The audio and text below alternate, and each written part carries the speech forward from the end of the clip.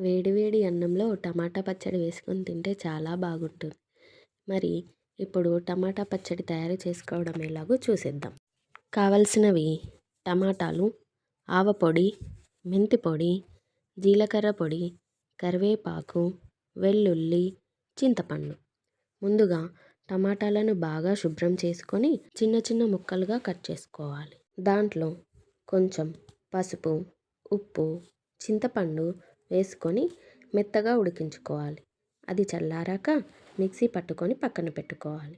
వేరే గిన్నెలో సరిపోయే అంత నూనె వేసుకొని వేడయ్యాక అందులో పోపు కోసం జీలకర్ర, ఆవాలు, పొట్టు తీసుకొని కచ్చా పచ్చాగా దంచి పెట్టుకున్న వెల్లుల్లి పేస్ట్, కరివేపాకు వేసుకోవాలి.